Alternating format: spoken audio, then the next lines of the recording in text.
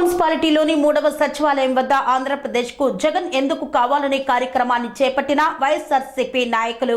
చిత్తూరు జిల్లా కుప్పం మున్సిపాలిటీలోని 3వ సచివాలయం వద్ద ఆంధ్రప్రదేశ్ కు జగన్ ఎందుకు కావాలంటే కార్యక్రమాన్ని మున్సిపల్ చైర్మన్ సుధీర్ అధ్యక్షతన నిర్వహించారు. ఈ యొక్క కార్యక్రమానికి ఎమ్మెల్సీ భరత్ పాల్గొన్నారు. ఈ సందర్భంగా ఎమ్మెల్సీ భరత్ మాట్లాడుతూ 2014లో టీడీపీ నేతలు ఏటీఎం ఇంటికి కార్డులు ఇచ్చారు. బ్యాంకులకు వెళ్లి ఏటీఎంలు ఇస్తే డబ్బులు ఇస్తారని ప్రజలను మోసం చేశారని ఆయన ఫైర్ అయ్యారు. తెలుగుదేశం పార్టీ అధికారంలో ఉన్నప్పుడు ఉచితంగా గ్యాస్ సిలిండర్లు ఎందుకు ఇవ్వలేదని ప్రశ్నించారు. మళ్లీ ప్రజలను మోసం చేయడానికి తెలుగుదేశం పార్టీ డ్రామాలు వేస్తున్నారన్నారు. కుప్పంలో బీసీకి ఎందుకు ఇవ్వలేదని భరత్ ప్రశ్నించారు. చంద్రబాబును ఎంతమంది కలిసి మీ సమస్యలను తెలపగలరో ప్రజలు ఆలోచించాలని ఆయన పేర్కొన్నారు. జగనన్న ఆరోగ్య సురక్ష కార్యక్రమాన్ని ప్రజలందరూ సద్వినియోగం చేసుకోవాలని కోరారు. ఈ కార్యక్రమంలో మున్సిపల్ వైస్ చైర్మన్లు మునిస్వామి, హఫీజులు మరియు కౌన్సిలర్లు తదితరులు పాల్గొన్నారు. సమయాన్ని కేటాయించి వచ్చినందుకు మరొకసారి అందరికీ నమస్కారాలు తెలియజేసుకుంటూ విద్య, వైద్యం, వ్యవసాయం, మహిళా సాధికారత, గ్రామ స్వరాజ్యం, సామాజిక న్యాయం, పారిశ్రామిక అభివృద్ధి ఎలా తీసుకున్నా కూడా ఈరోజు వైఎస్ఆర్సీపీ చేసిన అభివృద్ధి సంక్షేమం అంతా ఇంతా కాదు, మీ కళ్ళెదురుగా ఈరోజు ఆవిష్కృతమైంది. కాబట్టి మీ ఆశీర్వాదం కోసం మీ ముందుకు వచ్చాం. రాబోయే 2024 సార్వత్రిక ఎన్నికలలో మన భరత్ గారిని అత్యధిక మెజార్టీలు మీరందరూ గెలిపిస్తారని చెప్పి మరొకసారి మిమ్మల్ని వేడుకుంటూ మరి సభకు వచ్చిన అందరికీ మరొకసారి నమస్కారాలు. జై జగన్, జోహార్ వైఎస్ఆర్, జోహార్ చంద్రబాబు.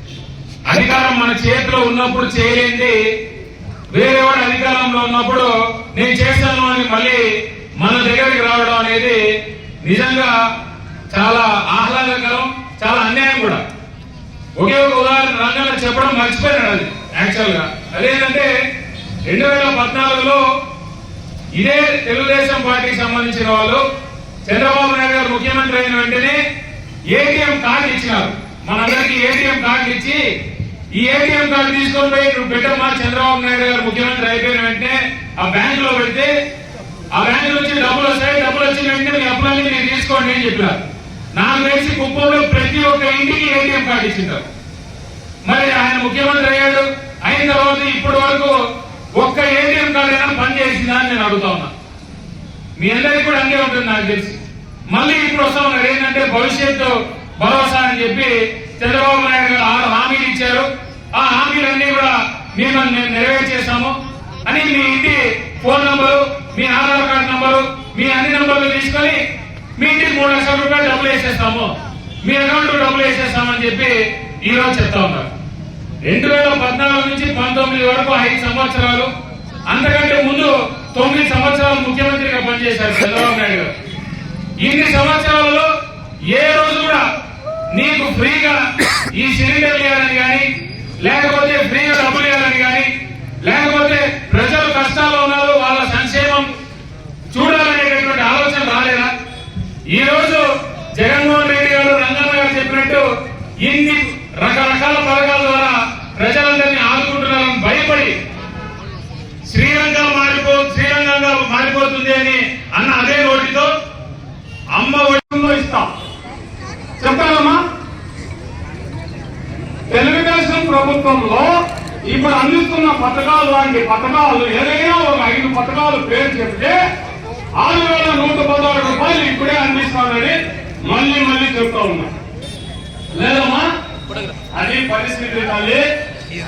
2014లో చంద్రబాబు నాయుడు గారు దాదాపు 609 హామీలు ఇచ్చి ఒక్క మా ఇంట్లో ఇక్కడ రెస్క్ ఆఫీస్ పక్కన అందరికీ తెలిసే ఉంటుంది. లేకపోతే ప్రతి 10 రోజులు 20 రోజులకు మేమే ఈ వాటర్ వాటాను, పల్లె వాటాను, గడప గడప కార్యక్రమంలో ఏదో రకంగా మీ వాటిలోకి వస్తున్నాం. కాబట్టి ఆ సమస్యను పరిష్కరించడానికి మాకన్నా ఒక అవకాశం ఇవ్వండి. ఒకవేళ కాకపోతే రంగన్న గారు చెప్పినట్టు మీ అందరికీ క్షమాపణ చెప్పి మీ కాళ్ళకి నమస్కారం పెట్టి మళ్ళా నేను ఇంక ఆ పక్కకు రామని మీకు చెప్పాలని చెప్తా. కనీసం ఇక్కడ ఉన్నటువంటి ఎంతమంది చంద్రబాబు నాయుడు గారిని కలవగలరు, వారి సమస్యని చెప్పుకోగలరు, లేదా వారి అవసరాన్ని తీర్చమని ఒక ఎమ్మెల్యే గారి దగ్గరికి పోగలరని మిమ్మల్ని అందరినీ ఆలోచించమని చెప్తా ఉన్నాను. మరొకసారి మన ముఖ్యమంత్రి జగన్మోహన్ రెడ్డి గారిని ఆశీర్వదించవలసిందిగా మీ అందరినీ పేరు పేరున కోరుకుంటూ మరి కార్యక్రమం అద్భుతంగా ఆర్గనైజ్ చేసినందుకు డాక్టర్ గారికి, వారి సిబ్బందికి, కౌన్సిలర్లకు అందరికీ కూడా ప్రత్యేకంగా ధన్యవాదాలు తెలియజేసుకుంటూ ఇక్కడికి వచ్చినటువంటి ఏఎన్ఎంస్ కి, ఆశా వర్కర్స్ కి అందరికీ కూడా మరొకసారి ధన్యవాదాలు. అలాగే 2వ తారీఖు నుంచి మళ్ళీ ఆరోగ్య సురక్ష మొదలవుతా ఉంది అని చెప్తా ఉన్నారు. మళ్ళీ ఒకసారి ఈ హెల్త్ మీద, ఎస్పెషలీ కేరళ, కర్ణాటకలో కూడా ఈ కరోనా అనేది మళ్ళీ వ్యాపిస్తా ఉంది అని మనం న్యూస్ లో రోజు చూస్తా ఉన్నాం. శ్రీ అవధూతాశ్రమము బోధానంద సత్యారామూర్తి ఆర్యుల గోసేవాశ్రమము మరియు వృద్ధాశ్రమము పడాల. ఆశ్రమములో గోసేవ, గోవుల దానము స్వీకరించుట, మీ నవగ్రహ దోషములు పోవుటకు గోపూజ చేయబడును. మూలికా వైద్యము, గోపంచగవ్య వైద్యము చేయబడును. యంత్రములు, తావీదులు ఇవ్వబడును. శాంతి హోమములు చేయబడును.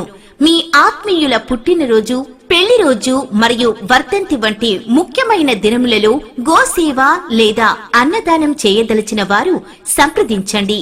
మా వృద్ధాశ్రమంలో ఖాళీలు కలవు. చేరదలిచిన వారు సంప్రదించండి.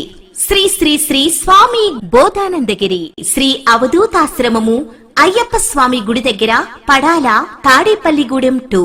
Cell numbers 7981356374, 9618034 138.